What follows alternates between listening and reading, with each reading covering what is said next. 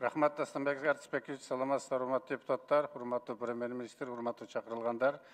Негизи 19-жылкы өкмөттүн иши, жасалган жумуштар, мен ойлойм, бир топ жакшы ийгиликтерди алып келди. Мына депутаттардын көпчүлүгү колдоп, буну бас айтып атат. Мен ойлойм, жакшы иштер болду. Биз мына канча жылдан бери көрүп атабыз. Алдыга жылуу мына быйыл уже көрүнүп калды да, өткөн жылда кандай ийгиликтер болгонун. Эми кемчилдиктер да болду. Эми сиздин тажрыйбаңыз өсүп атат. Ушуларды контролго алып, жетишпеген маселелердин баарына көңүл буруп, ишти алдыга жылдырсаңыз. Менин биринчи суроом мындай. Сүт эмне үчүн арзан болуп атат? Эки эсе дүкөндө сатылганы кымбат. 17-18 сомдон алса, 35, 36, 40 сомдон сатылып атат дүкөндөрдө.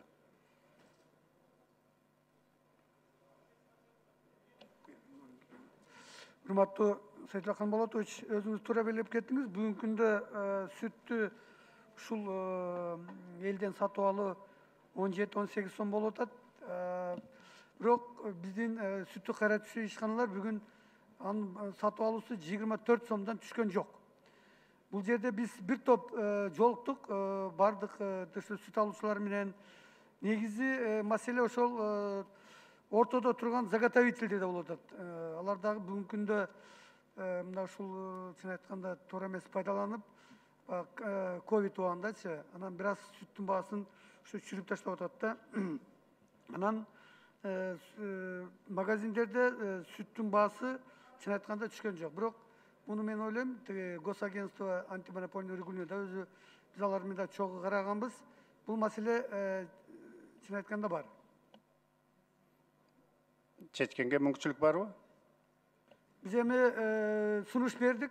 Кудай бурса, буну биз карап атабыз. Ким чечет анда? Антимонопольный политика чечеби ким?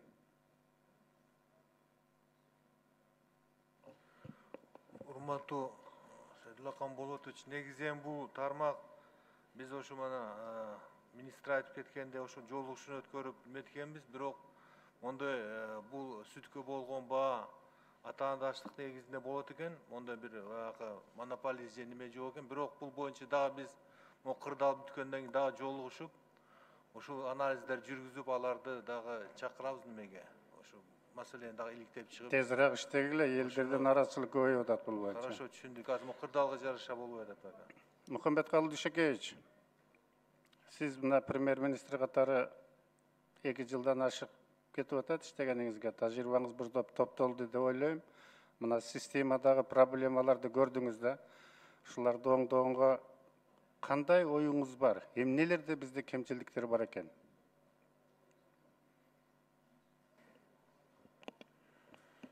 Негизи мындай анализ кылып көрсөк, бул тез-тез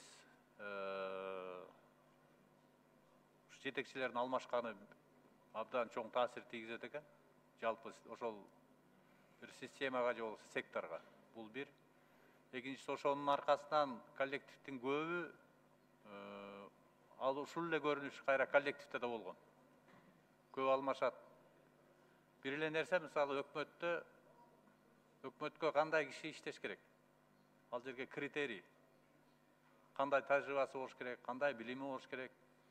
Ушулар боюнча мына азыр кирдик, биз азыр өкмөткө кандай киши кириш керек?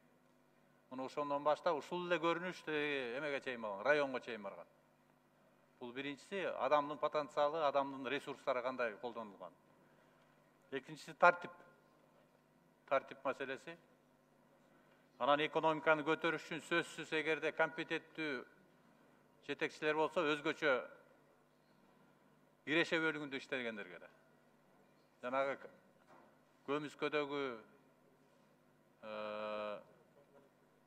катылган экономиканын бөлүгү контрабанда менен кирип алып, биздин бюджетке түшпөй аткан каражаттар, ушулардын баарын ордуна койсок, акча каражаты пайда болот, анан реформалар жыла баштайт. Социалдык маселелер чечиле баштайт. Айлык маселелер чечиле, пенсия маселелери чечиле баштайт. Мына комплекс ушундай, жөнөкөй сөз менен айтканда. Анан структураларда дагы өзгөтөр турган маселелер бар, бирок алар мисалы үчүн жанагыдай көмүскө экономика менен күрөшүп, булактарды тапмайын, ал анчалык деле эффект бербейт өзү. именно фискалдык жакка, финансы жагына, киреше жагына компетенттүү, таза жетекчилер системаны алып келиш керек. Мунун бир жолу санар тешүү деп биз эсептеп атабыз. Себеби дегенде адамдар алмашат, кайра кетет, айлыктар азыраак болсо жанагындай коррупциялык механизмдерге кирет. Булардын баарын тең ошол санар тешүү системасына компетенттүү адистерди алып келип башташыбыз керек. Кече биз мыйзамдын бюджеттин өзгөртүүсүн карадык комитетте. Ошондо легализация боюнча сөз көтөрүлдү да, оюңуз кандай ушул боюнча?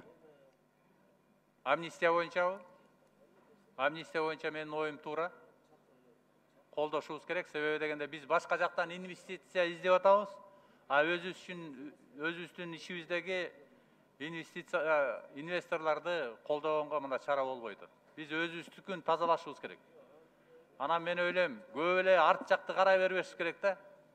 Мурун мындай болгон, тигиндей болгон деп тарыхты чукуп биз алдыга жылышыбыз керек. Алдыга жылып, анан мыйзам бузуулар болсо, ал эми ал башка жагы менен кетиш керек. Укук коргоо органдары жагы менен. А бирок бири-бирибизди мындай ынтымакка чакырып, жылып, инвесторлорду колдоп, ушундай багыт менен жылган туурага деп ойлойм мен. Рахмат, мен да сизди колдойм. Бул оюңуз туура. Биз алдыга жылышыбыз керек. Бардык ырчакты пайдаланып, мамлекеттин ичиндеги финансыны ишке салып, налогун төлөткөнгө алдыга жылдырышыбыз керек да. Бул боюнча мен оюмча позицияңыз туура. Мен мындай суроом бар дагы бир. Сиз Базар Коргон районунун Жайтерек деген айылына бардыңыз эле, ушу элдер кубанды эле, сизге ыраазы болгон, азыр да салам айтып атат. Ошол жол Минтранстын балансына өттү. Мектепке сиз тапшырма бердиңиз эле, быйыл башталабы, былтыр документтери бүткөн? Быйыл эми сайдылган болот, кичине бул коронавирус менен финансылык кризис менен Жок, эгер мүмкүнчүлүк болуп калса. башталат. Рахмат. Анан дагы бир айта турганыбыз, жанагы эгерде мыйзамды бузуп, финансылык тартиптерге барган, алар эми мыйзам менен жооп бериш керек өзү үчүн негизи. Мыйзамдын тегерегинде болуш керек да бардыгы тең. 10 секунд. Рахмат. Ийгилик каалаймын. Мен колдоп берем сиздердин отчетуңуздарды. Рахмат. Рахмат сизге да. Рахмат. Кезектеги сөз депутат Стройко Евгения Григорьевна, сизде. Добрый день. Мы заслушали отчет правительства. Это просто